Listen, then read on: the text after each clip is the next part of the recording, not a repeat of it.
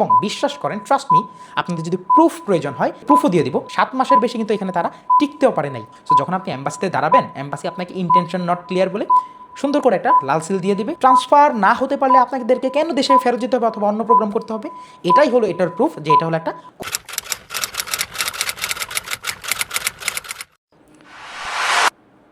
মালয়েশিয়াতে পড়তে আসলে কি পরে ইউরোপ, ইউএসএ, অস্ট্রেলিয়া, কানাডাতে চলে যাওয়া যায়? অনেকেই বলে যায়, অনেকেই বলে মার্কেটিং। ক্রেডিট ট্রান্সফার প্রোগ্রামটাই কি, ডুয়েলিং প্রোগ্রামটাই কি, এবং আপনারা ডিপ্লোমা বা ব্যাচেলর করে কি এই সকল কান্ট্রিতে মুভ হতে পারবেন কি না, আজকের ভিডিওতে আমি আপনাদের সাথে ক্রেডিট ট্রান্সফার, ডুয়েলিং প্রোগ্রাম, অন্য কান্ট্রিতে মুভ হওয়া নিয়ে যাবতীয় যত ইনফরমেশন আছে সব কিছুর সত্যতা, সুবিধা অসুবিধা এবং অ্যাকচুয়াল পাথওয়েটা শেয়ার করতে যাচ্ছি। আসলেই মালয়েশিয়ার জন্য সুইটেবল কিনা, ধৈর্য সহকারে ভিডিওর শেষ পর্যন্ত আপনারা দেখতে থাকুন। আসসালামু আলাইকুম সবাইকে, আমি আছি আরিয়ান এবং আজকে আমি আপনাদের সাথে খুব গুরুত্বপূর্ণ কিছু বিষয় নিয়ে কথা বলতে যাচ্ছি, যেটা আপনাদের হয়তো অনেক কাজে আসতে যাচ্ছে। শুরুতেই বলতে চাই, মালয়েশিয়া কিন্তু নিজে কোনো পাথওয়ে কান্ট্রি না। মালয়েশিয়া নিজে হলো একটা স্টাডি হাব, একটা স্টাডি ডেস্টিনেশন, যেখানে আপনারা খুব কোয়ালিটি সম্পূর্ণ এডুকেশন পেয়ে যাচ্ছেন। তবে আমার এবং আপনাদের মতো সাধারণ শিক্ষার্থীরা মালয়েশিয়াকে পাথওয়ে হিসেবে ব্যবহার করে এবং এর যথেষ্ট যৌক্তিকতা আছে, কারণ মালয়েশিয়াতে আছে ওয়ার্ল্ড ক্লাস এডুকেশন সিস্টেম।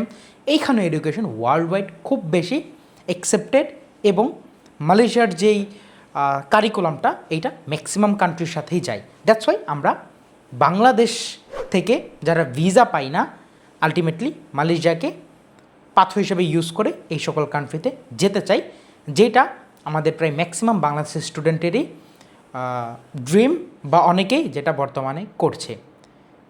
অনেকেরই জানা নেই কী কী উপায়ে মালয়েশিয়া থেকে অন্যান্য কান্ট্রিতে মুভ হওয়া যায় এবং আদেও এটা কতটুকু পসিবল। শুরুতেই আমি বলতে চাই, এখানে 3 থেকে 4 ধরনের উপায় আছে যেভাবে আপনারা খুব স্মুথলি অন্যান্য কান্ট্রিতে যেতে চাইবেন।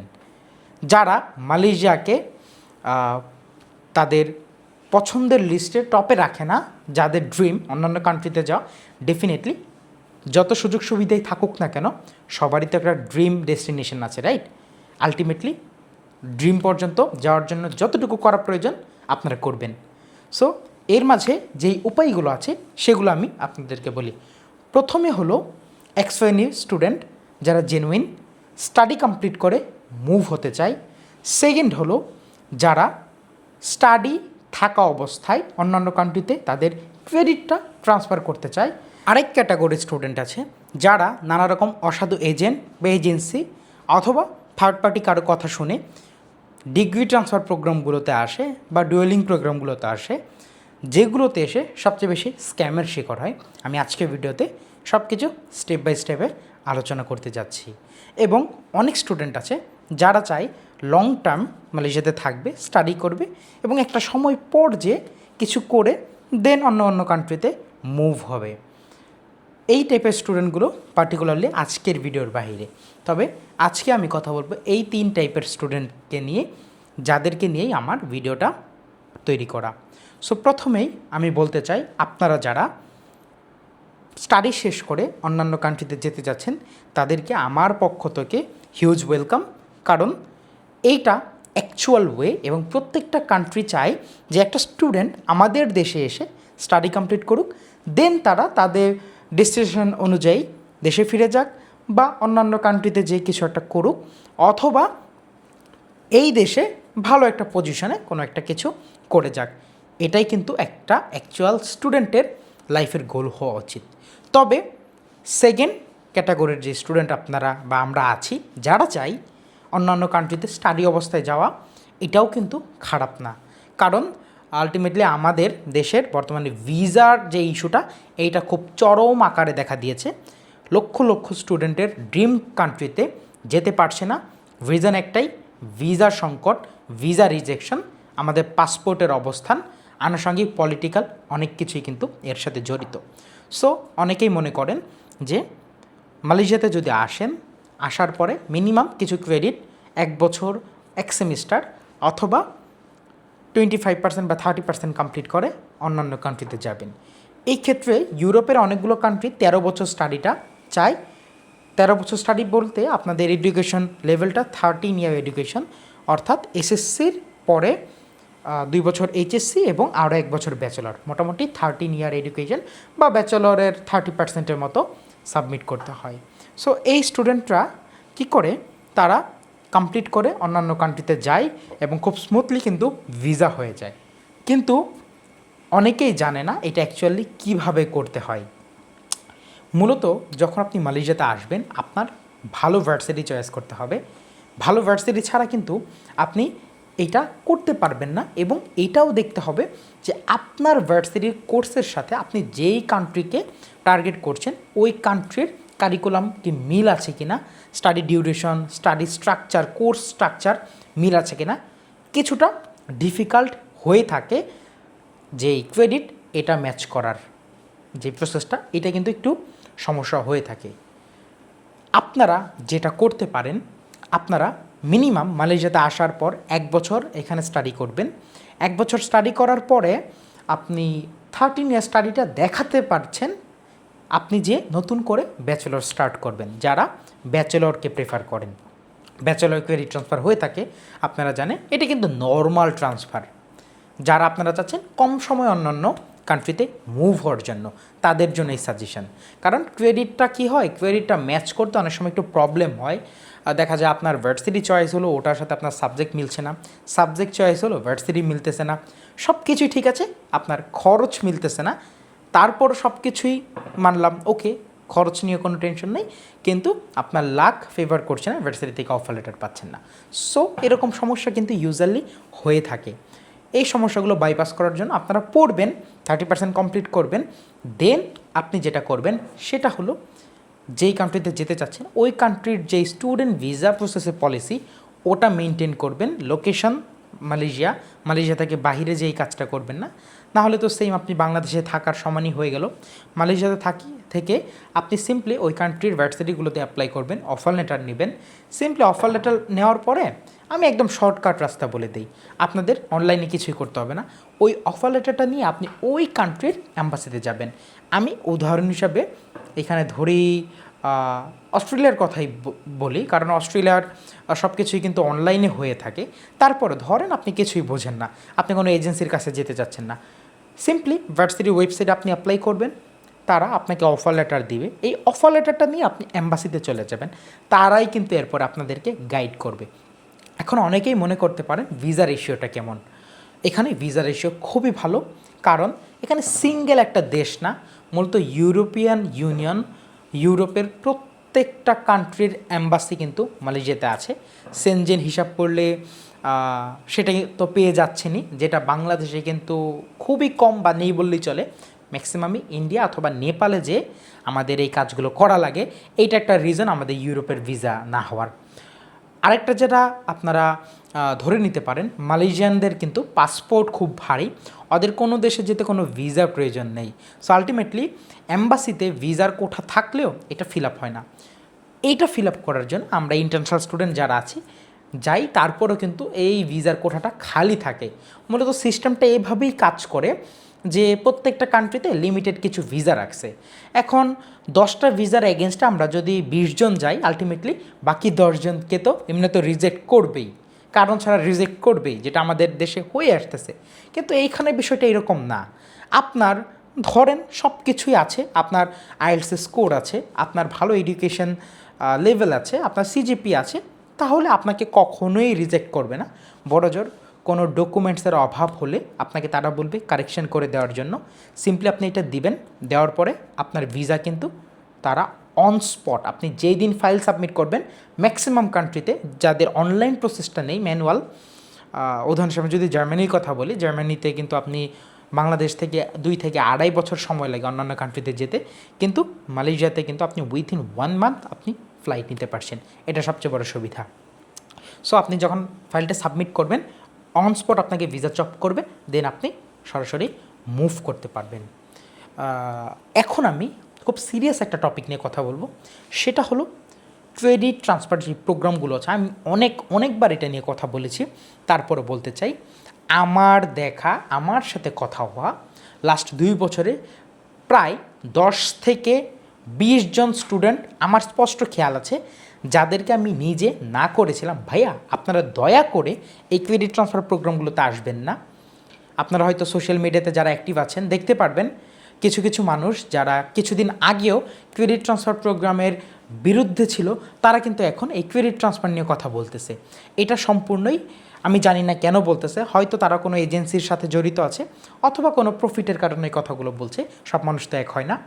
সো আমার যেই দেখা না করা মানুষজন আছে, তাদের মধ্যে অনেকেই আছে যারা বয়সও খুবই কম, প্লাস এখন পর্যন্ত অন্য কোনো জায়গায় ট্রাই করে নাই, সিম্পলি ক্রেডিট ট্রান্সফার প্রোগ্রামটাতে আসছে। এবং বিশ্বাস করেন, ট্রাস্ট মি, আপনাদের যদি প্রুফ প্রয়োজন হয় আমার ডিসক্রিপশনে আমার নাম্বার দেওয়া আছে, আমাকে বলবেন, আমি ইনশাল্লাহ অবশ্যই রিপ্লাই করে প্রুফও দিয়ে দিব। 7টা মাস মালয়েশিয়াতে থাকছে, 7টা মাসের বেশি কিন্তু মালয়েশিয়াতে তারা স্টে করতে পারে নাই। মানে বুঝতেছেন, 7 মাসের বেশি কিন্তু এখানে তারা টিকতেও পারে নাই, কারণ তারা আসার পরে বুঝতে পারছে যে এই প্রোগ্রামটা স্ক্যাম প্রোগ্রাম। বিষয়টা কি হয়, ক্রেডিট ট্রান্সফার প্রোগ্রামগুলোতে আমি যে শুরুতে কথা বলছি না, ক্রেডিট মিলিয়ে দেয় পার্টনার ইউনিভার্সিটি, এতটুকু কাজ করে। কিন্তু আসল বিষয়টা হলো এটা কাইন্ড অফ কোচিং সেন্টার। হ্যাঁ, আপনাদের এখন অনেকেই বলবে সিজিপিএ মেনটেন করলে তো ভাইয়া খুব স্মুথলি ক্রেডিট ট্রান্সফার প্রোগ্রামের মধ্যে দিয়ে আমি যেতে পারি। হ্যাঁ, ট্রু, আপনাকে তারা অফার লেটার অ্যাকসেপ্ট করবে, অফার লেটার দিবে, কিন্তু আসল খেলাটা তো ভিসাতে, তাই না? যখন দেখবে আপনি না কোনো ব্যাচেলর প্রোগ্রামে আসছেন, না এমকিউ রেজিস্টার্ড কোনো প্রোগ্রামে আসছেন, আলটিমেটলি আপনি যখন এম্বাসিতে দাঁড়াবেন, ভার্সিটি তো আপনাকে ভিসা গ্যারান্টি দিবে না। আপনি ভার্সিটিকে আস্ক করেন যে আপনারা কি আমার ভিসা গ্যারান্টি দিবেন, দেখবেন এই ভিসা কথাগুলো এজেন্টরাই বলে থাকে, ভার্সিটি কিন্তু কখনোই বলে না। তারা জাস্ট আপনাকে অফার লেটার অ্যারেঞ্জ করে দেবে, ক্রেডিট ম্যাচ করিয়ে দেবে। সো যখন আপনি এম্বাসিতে দাঁড়াবেন, এম্বাসি আপনাকে ইন্টেনশন নট ক্লিয়ার বলে সুন্দর করে একটা লাল সিল দিয়ে দিবে এবং আপনার ভিসাটা রিজেক্ট হয়ে যাবে। সবচেয়ে বড় কারণ হলো এই ক্রেডিট ট্রান্সফার যে প্রোগ্রামগুলো আছে, এগুলো না কোনো টিপিক্যাল ব্যাচেলর, না কোনো ডিপ্লোমা, না কোনো ধরনের মাস্টার্স প্রোগ্রাম, কাইন্ড অফ আপনারা যারা বাংলাদেশে বিভিন্ন কোচিং করে থাকেন সেই কোচিংয়ের মতোই। সো কেন আপনারা আশা করছেন এরকম একটা জায়গা থেকে ভিসা পাবেন? সবচেয়ে স্মার্ট ওয়ে হলো, আপনারা যদি কম সময় যেতে চান, আমার যে সেকেন্ড ইনস্ট্রাকশনটা আছে এটা ফলো করতে পারেন। আসেন, টাকা সেভ হবে, নিজে সব কিছু করতেছেন, এনজয় করতেছেন, স্টাডিটাকে এনজয় করতেছেন। ধরলাম বাই এনি চান্স আপনি না যেতে পারলেন, আপনার প্রবলেম হলো, আমি ধরে নিলাম, সেই ক্ষেত্রে কিন্তু আপনি আপনার স্টাডিটা কন্টিনিউ করে যেতে পারছেন। কিন্তু এই ক্রেডিট ট্রান্সফার প্রোগ্রামগুলোতে যদি আপনি একটাবার আসেন, আপনি ফেসে গেছেন। আপনি যদি ট্রান্সফার করতে না পারেন, ধরেন 1 বছর বা 2 বছর পড়ছেন, আপনাকে কিন্তু মাস্ট বি দেশে ব্যাক যেতে হবে, তাই আবার নতুন করে ব্যাচেলর শুরু করতে হবে। এখন ইন্টারেস্টিং যে বিষয়টা, এখানেই কিন্তু আমার মত পার্থক্য থেকে আমি কাইন্ড অফ আপনাদেরকে অ্যাজিওর করতে পারি যে যদি এটা অ্যাকচুয়াল ব্যাচেলর প্রোগ্রাম হয়ে থাকতো তাহলে তো আপনারা কন্টিনিউ করতে পারতেন, তাই না? ট্রান্সফার না হতে পারলে আপনাদেরকে কেন দেশে ফেরত যেতে হবে অথবা অন্য প্রোগ্রাম করতে হবে? এটাই হলো এটার প্রুফ যে এটা হলো একটা কোচিং সেন্টার। সো এই ক্রেডিট ট্রান্সফার প্রোগ্রামগুলো থেকে কিন্তু বেঁচে থাকবেন। আপনারা সেকেন্ড যেই স্টেপটা আছে, নিজে একটা বছর পরে, এরপর অনেক অপশন আছে ভাই। ইউরোপিয়ান ইউনিয়নে প্রচুর কান্ট্রি আছে। আমার যে শুধু অস্ট্রেলিয়াতে ইউএসএতে যেতে হবে এমন তো কোনো কথা না, অনেক কান্ট্রিতে আছে ফ্রিতে স্টাডি অফার করছে। অস্ট্রিয়া, জার্মানি, ডেনমার্ক, সুইডেন, এগুলোতে অনেক ভালো অপরচুনিটিস আছে। নরওয়ে, এগুলোতে আপনারা যেতে পারেন। পাশাপাশি অস্ট্রেলিয়াতে যেতে চাইলে বাজেট ভালো থাকলে ইউএসএতে যেতে পারেন, নিজে যেতে পারেন। সেই ক্ষেত্রে আপনার এই সকল প্রোগ্রামের টাকা দিয়ে এজেন্টদের পকেট ভারী করা এত কোনো লাভ নাই। এখন ফাইনালি আমি কিছু কথা বলবো, যারা চাচ্ছেন ডিপ্লোমা করে, মাস্টার্স করে বা ব্যাচেলর করে নিউলি অন্য কান্ট্রিতে অ্যাপ্লাই করবেন, তাদের জন্য এটা খুবই ভালো। কারণ আপনারা অলরেডি কোর্স কমপ্লিট করেছেন, মালয়েশিয়ার যে অ্যাম্বাসিডর আছে, এম্বাসি আছে, তাদের সাথে আপনি খুবই ভালো একটা পজিটিভ ক্যারেক্টার হয়েছেন। কেন? কারণ আপনি এখানে পড়াশোনাটা কমপ্লিট করেছেন, তারা বুঝে নেবে যে আপনি তাদের কান্ট্রিতে গেলেও এটা কমপ্লিট করবেন, কোনো ধরনের আদার্স কোনো প্রবলেমে পড়বেন না। দ্যাটস ওয়াই যারা ইন্টেনশন নিচ্ছেন এসএসসি দিয়ে ডিপ্লোমা করবেন, এইচএসসি দিয়ে ব্যাচেলর করবেন, এবং যাদের ব্যাচেলর আছে মাস্টার্স প্রোগ্রামে আসতে চাচ্ছেন, তারা সিম্পলি কোর্স কমপ্লিট করবেন। নতুন করে যারা ডিপ্লোমা কমপ্লিট করবেন তারা ব্যাচেলর অ্যাপ্লাই করবেন। যারা ব্যাচেলর ব্যাচেলরে আসবেন এইচএসসির পরে, তারা ব্যাচেলর শেষ করে মাস্টার্সে ট্রাই করবেন, যেটা সবচেয়ে ভালো হয়। বা আপনারা এই যে সেকেন্ড স্টেপটা ফলো করেন, নিউলি ব্যাচেলর অ্যাপ্লাই করতে পারেন নতুন করে।